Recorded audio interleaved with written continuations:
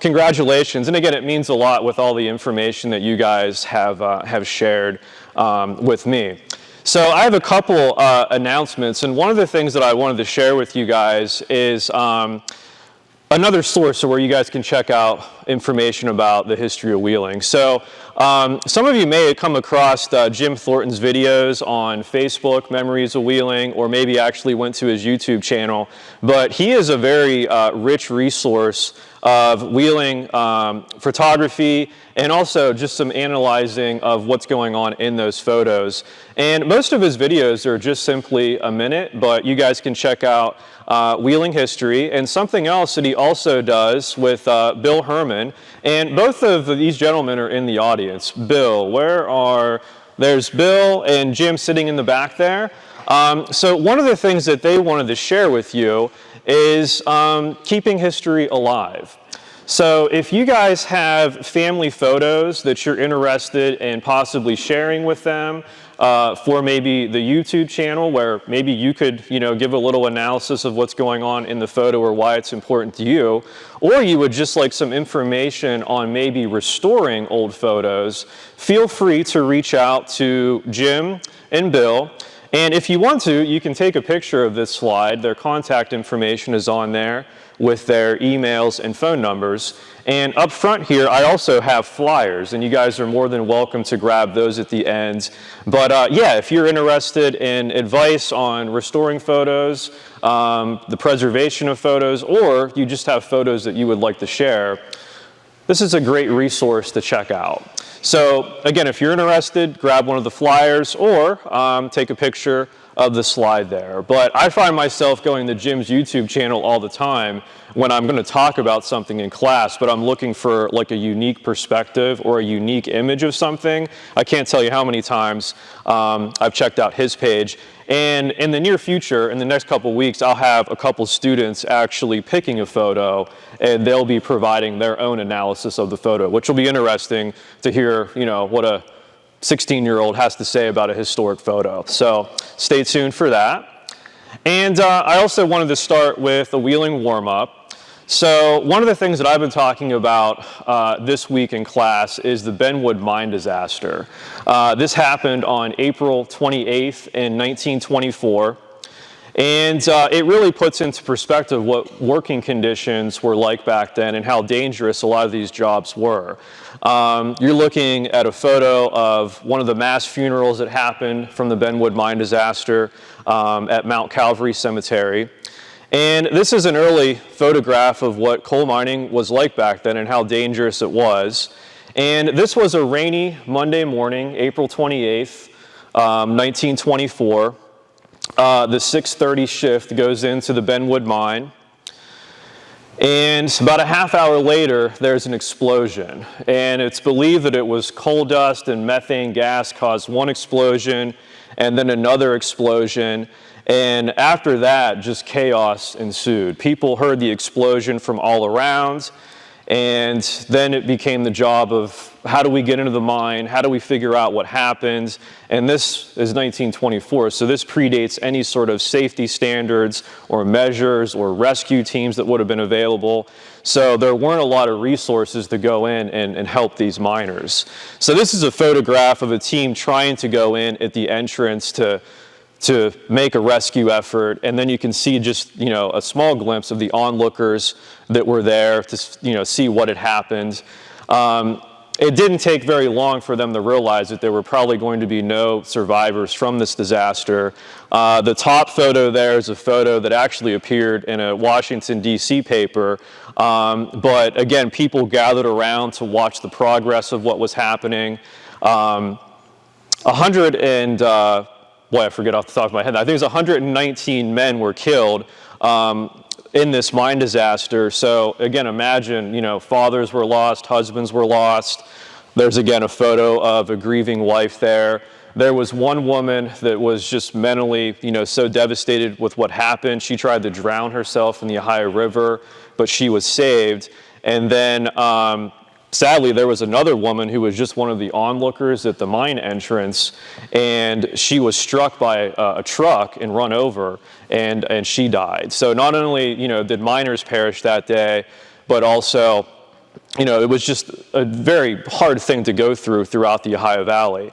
What ended up happening is there was an air shaft on Browns Run Road, and that's how they had to go in to the closest way to be able to access the miners, and that's how they had to take the bodies out of the mine. So it was a rainy morning when this happened, and so to get out to Browns Run Road, or the approximate location here, automobiles weren't going to make it, so they had to use horses and wagons. They had to set up tents and temporary morgues, in this very rural, secluded area to be able to get these miners out. So these are some photographs of the effort.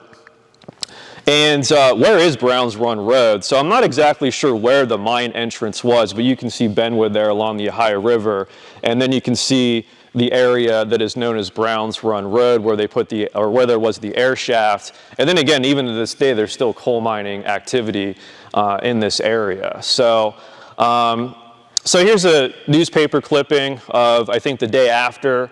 And as I said, it very quickly they learned that there were going to be no survivors from this disaster, and it was then a matter of figuring out who was in the mine and so on. Now, the other thing is, there wasn't a lot of documentation of who was in the mine when this disaster happened.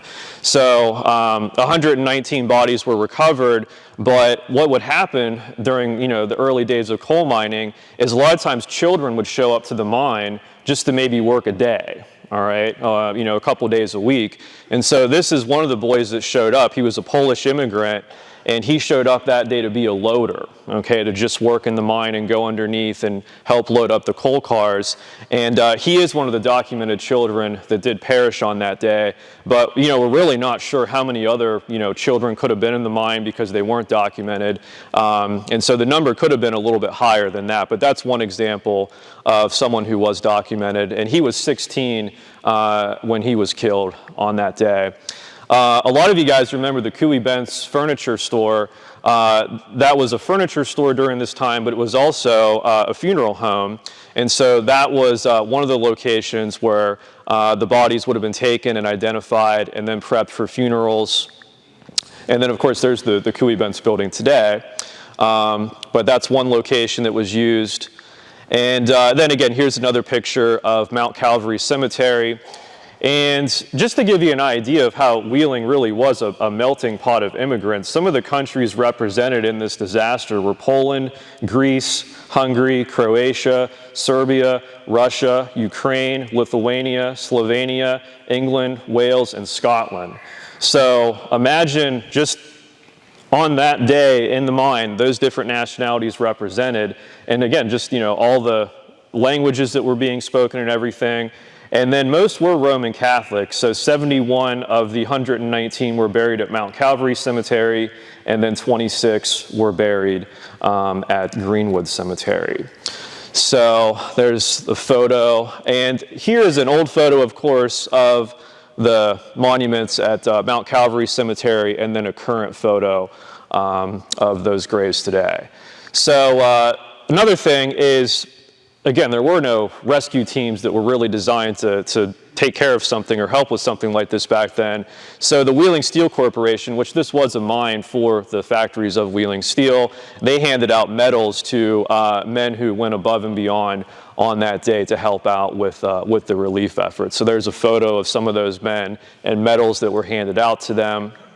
And for a long time, there really was no proper memorial for these miners and this disaster. But in 2014, this monument was dedicated and placed in Benwood. And there's also a historical marker, that commemorates this, tragic event too. But all the miners that were known to be in there that day, their names are on there to honor them.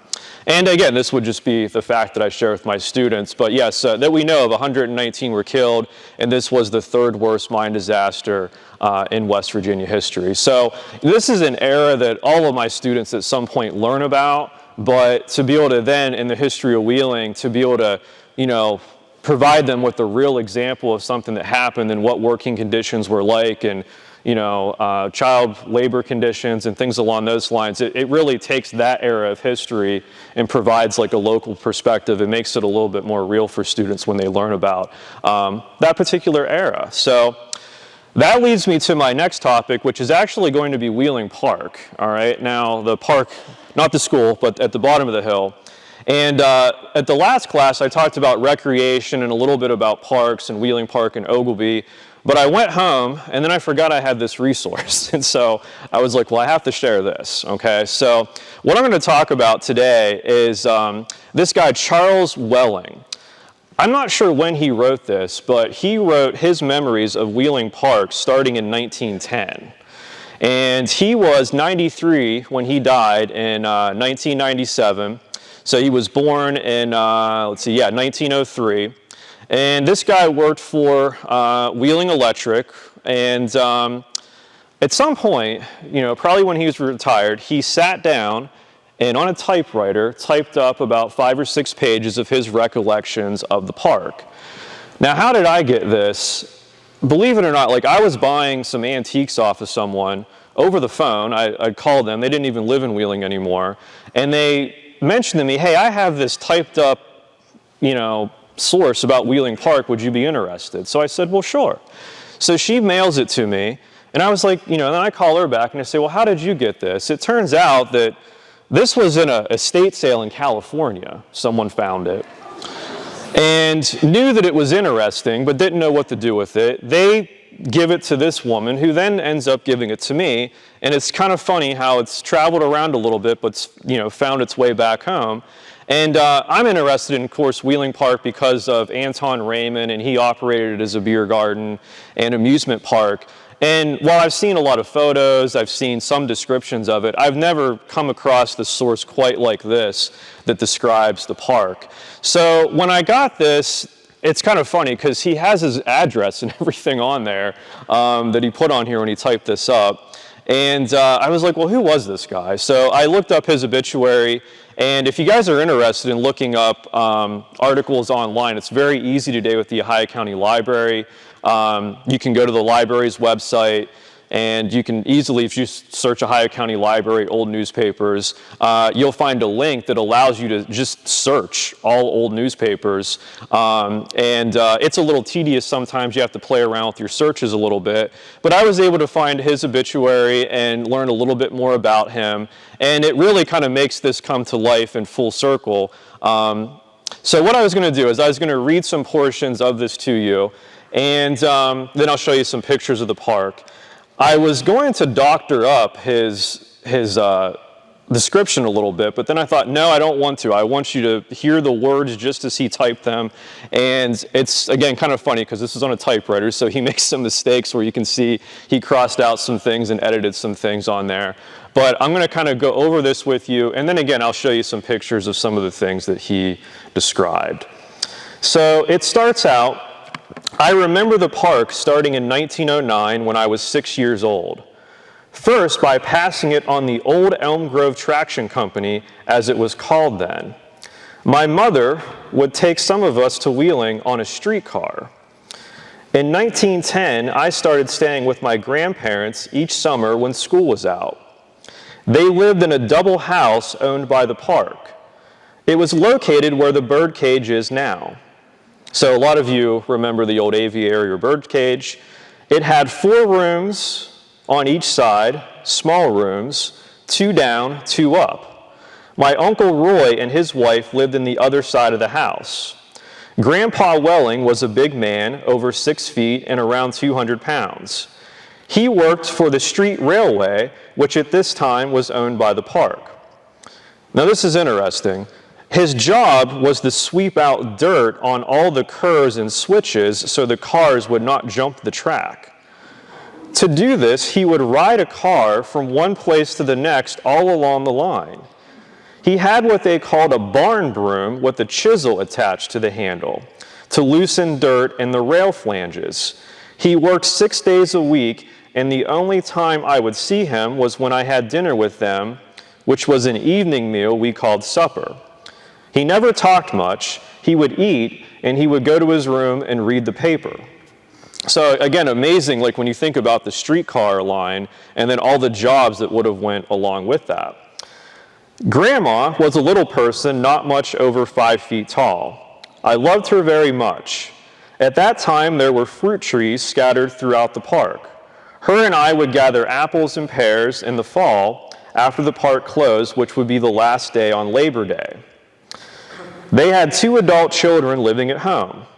Uncle Sam worked at Mount Calvary Cemetery for years, and Aunt Odie worked in town. Now about the park.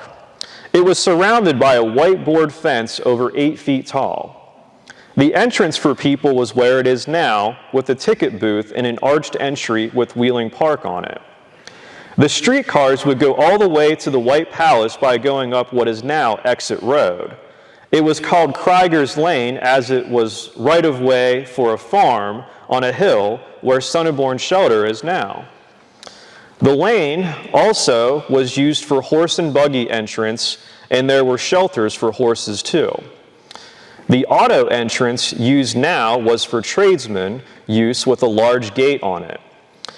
After entering the park on the right was a building called Ladies' Building. It was for ladies only. On left, across from it, was a large merry-go-round, as we called it. It held over 60 animals and 2 swan seats for ladies who didn't sit astride horses as they do now. Each one would hold 6 persons.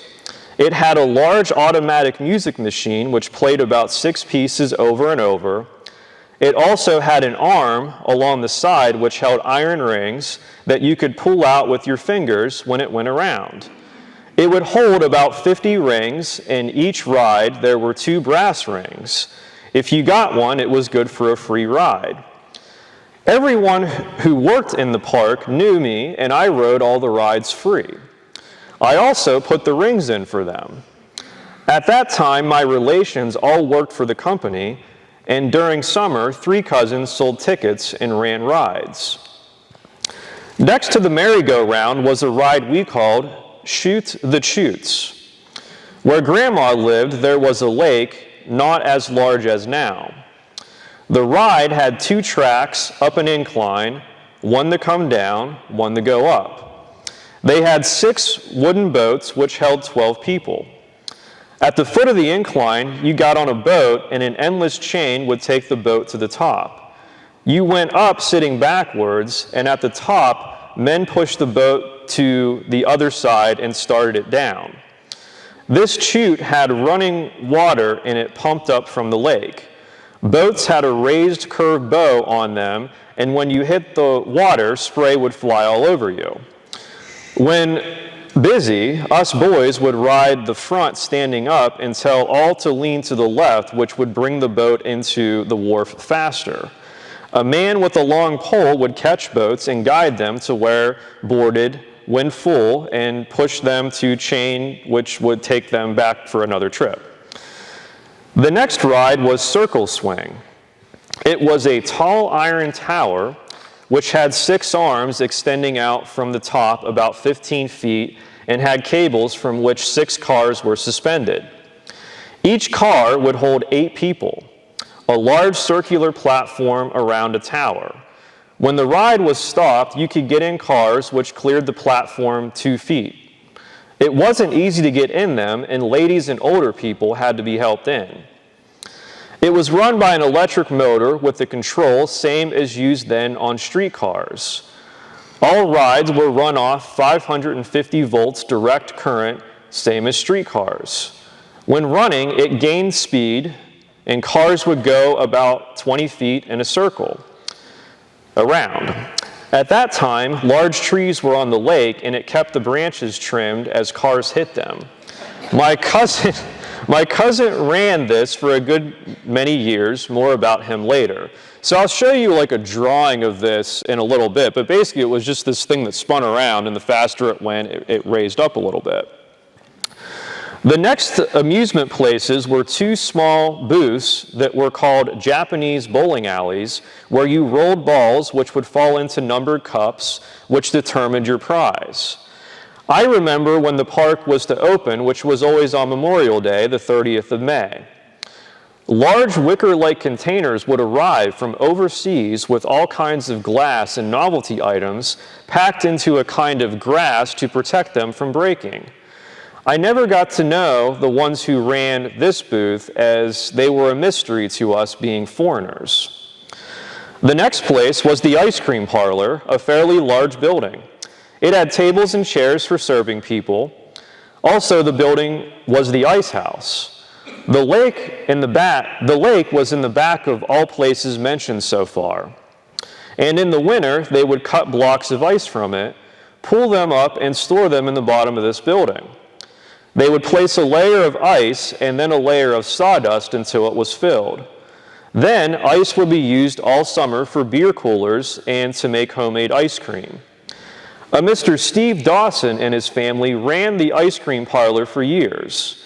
I know they didn't cut ice for a few years, but I used to help his son Melvin get ice out of it. After being in there for 2 years, you had to wash the sawdust off before using it. I must tell you, all the places were built up level with the existing road used now, and all were of wood.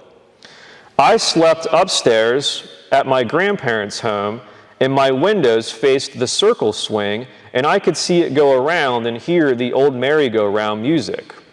They had gas lights downstairs, but none upstairs, so Grandma would take a candle and take me up to bed and then take it back downstairs. My bed had a large feather tick, and you would sink into it like a waterbed is now. When I stayed overnight, I had to be home by 9 o'clock, and they got up early. At that time, the park closed at 10 p.m., but more about this later. So you can imagine this kid, I mean, he's living his best life. I mean, he's living with his grandparents. They live at Wheeling Park. Imagine, like, you know, going to bed or going home and you're across from a merry-go-round and an amusement ride. I mean, you know, it's just amazing that he took the time to type this up. The next ride was the Scenic Railway. It was about where the present bandstand is now. It ran slow and had open cars with 2 of them connected together and would take about 20 passengers. The first part of it was enclosed and had a waterfall and various painted scenes along the sides. After running a ways, it had an incline which took cars up and went around on top, and you could see all of the lake and the roller coaster from here. This wasn't a scary ride, but got mothers and children mostly. To the west of this, there were a row of stalls for horses. They didn't unhitch them. They took off the bridle and put on a halter, and there was a feed box in front of them. At this time, you could ride the streetcars up to here. They used the summer cars, which were open on both sides.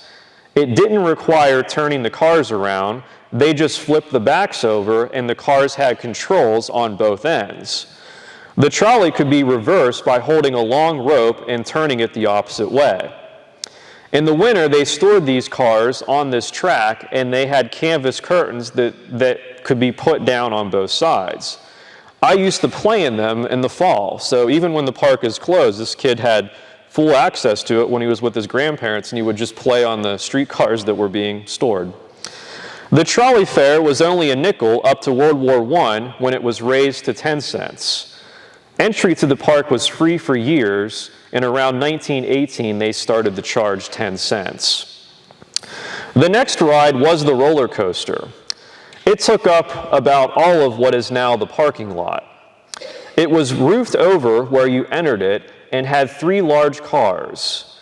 Each had 4 small ones connected to each other. This was done so they could round the sharp curves. Then they only ran 2 of them for safety's sake. The third one was a spare if something went wrong with the others. You got in the cars, which were on a slight incline downward and were held by a brakeman along the side of them. When loaded, he would let them go, and an endless chain would grab them up a steep incline which was at least 60 feet high. Only 1 car was on the way at a time. They didn't go, well, this is where he loses me. They didn't go till first car was in the slow brake near the end of the ride. To slow them, a brakeman would pull a long handle which would raise an oak plank 30 feet long. Cars had an iron plate on the bottom and would ride plank, which slowed them up. When this brake was reached, a loud bell would ring and the other car would start out for its trip. In the middle of this ride were large greenhouses, and flowers and plants were grown and kept all winter. Also, a house was here, and a family named Thomas lived and tended the greenhouse. They had all kinds of exotic plants and shrubs, and the large ones were in wood containers and will be hauled out and placed around the park. I saw my first orange and lemon trees here. Something we called elephant ears, a large palm-like plant, and some were called rubber plants. Probably not the right names for them, but we didn't know what we made up. This was the last of the rides, but so much more to enjoy. Where the swimming pool is now was a large building, the Opera House. It was big and had a circular floor and large verandas all around. A full-size curtain loft and catwalks 30 feet high could store and raise at least 10 large curtains with dressing rooms for the entire show. I never saw a show here, but they say large road shows were booked. They also had boxing shows here. Over 500 seats could be on the floor. After shows stopped, it was used as a roller skating rink with a smooth hardwood floor. 10 cents to skate, 10 cents to rent skates, and boys put on your skates for you, which I did one summer. The old swimming pool was next to the present skating rink, which was an open-air beer parlor and a free stage show at one end of it. Acts were put on free all afternoon and evening. There were tables, chairs, and waiters to serve you. Next to the White Palace where the present one is, it seems to me it was larger, but that's because to a young boy everything was big. The only difference then was a large stage on the second floor with dressing rooms, but it was a dance floor as now. The present basement was a large bar where beer was served and only Raymond beer was sold. As I said, the beer parlor was outside. I can barely remember when beer was sold. There was a large bowling alley with 12 lanes. They used both ducks and 10 pins. I sat pins up one summer. And this is a very interesting description, too, of the bowling alley. He says that one boy could handle 2 alleys by hopping back and forth. You could work all day to make $1.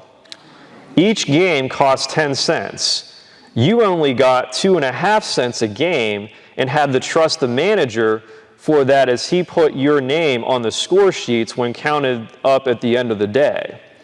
He says it was hard, dangerous work. Some bowlers who drank would send a ball down before you were out of the way. It made you jump to be safe. I've seen some of the bigger boys send a pin back at them, but you would lose your job if you did. The lady bowlers were the best as they rolled a lot of gutter balls. So that description there alone is just amazing to me. So he ends this by saying, my grandfather died in March of 1915, and then Grandma wasn't sick, she just gave up and died in April 1915. So I still went to the park until they gave up the amusement park in 1918 as the war changed everything. So many happy days were spent here and wonderful memories of days past. There were picnics every day of summer. The one I liked the best was the grocers and butchers when everything you could eat was prepared and served free.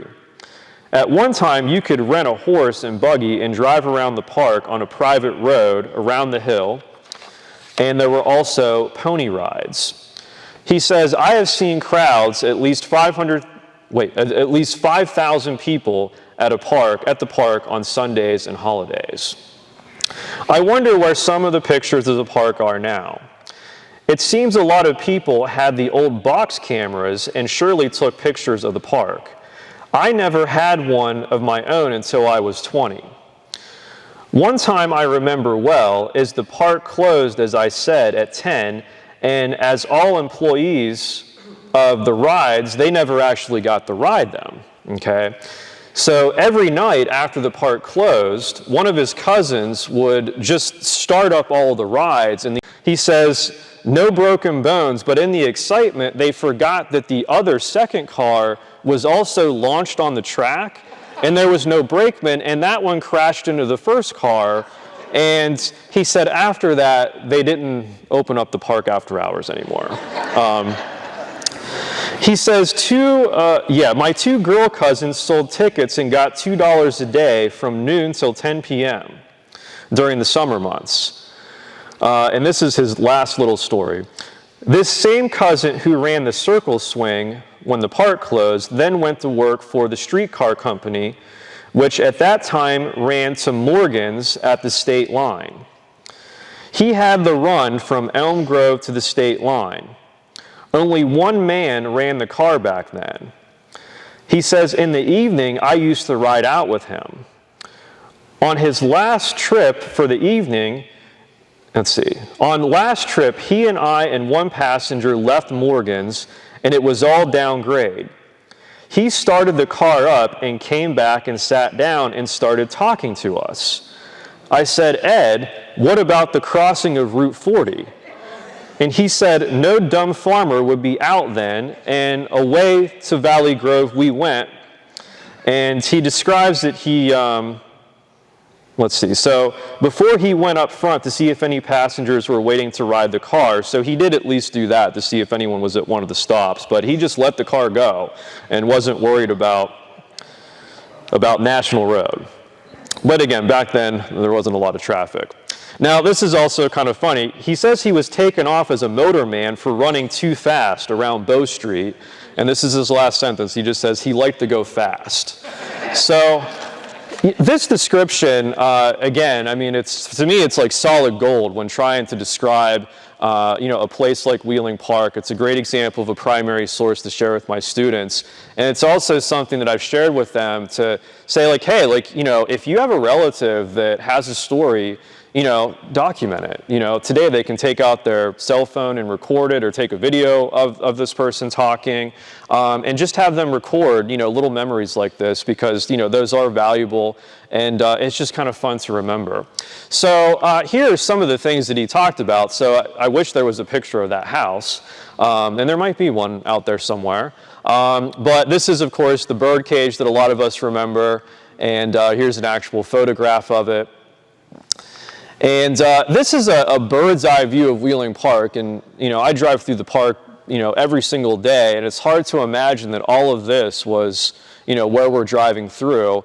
But he has the entrance down here, in this drawing, the entrance is there. You see the roller coaster, that thing that spun around, that raised off the ground a little bit. You can see that there.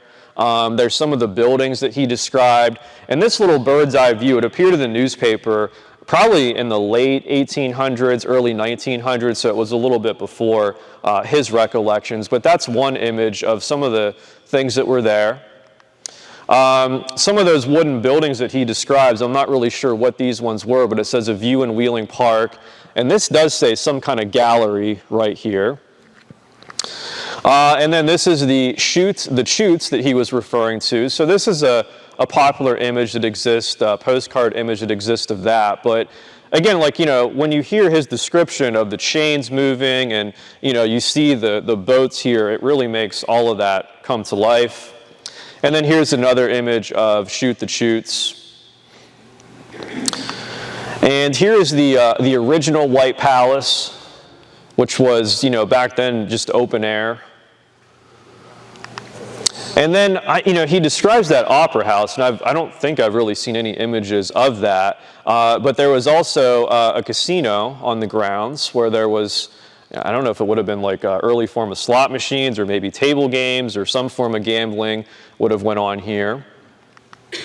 And then here's another image with the entrance there and a streetcar. So most people probably went to Wheeling Park on a streetcar, but, it sounds like you also could have just rode your horse and had your horse, taken care of for the day there too. And then here is a platform that would have been across the road from Wheeling Park. So again, imagine, 5,000 people getting to the park, and a lot of them being packed on streetcars, but this was a platform across from the park where they would have boarded. And then here is, as he described the beer garden, this is kind of how I imagine it, with the outdoor seating and, people walking around and people having picnics, and you kind of see some of the plants that would have been on display and different things like that, but a visual of that. And also, just going back even more in the history of Wheeling Park, there were small mounds throughout Wheeling Park, and most of them have been removed or leveled, but this is a postcard image looking west from the mound at Wheeling Park. And then here's another image, a photograph of the lake and the boat there. And then here is the roller coaster. So again, his description of that is really interesting. Again, I've seen this image before, but and all the little buildings and things like that were associated, and then all the jobs that were created, just from Wheeling Park, all the little jobs that had to be done. And then, my artifact for today, they're actually pocket sized, but a lot of you probably remember, may have worked at Wheeling Park and done different jobs there. A lot of my students work at Wheeling Park or Ogilvy, but this was a button, Wheeling Park, Class B, number 31 caddy, and then I imagine this is a patch that, maybe like the employees would have wore on their uniform, or kind of like I imagine like a park ranger. So those are a couple things that I always show my students too. And again, like that little button was, for the most part, probably something that they wore and was tossed or thrown away, but one of those has survived. So those are my artifacts for the day, and that's all I have for you. I really, again, want to say thank you to everyone for taking the time to participate.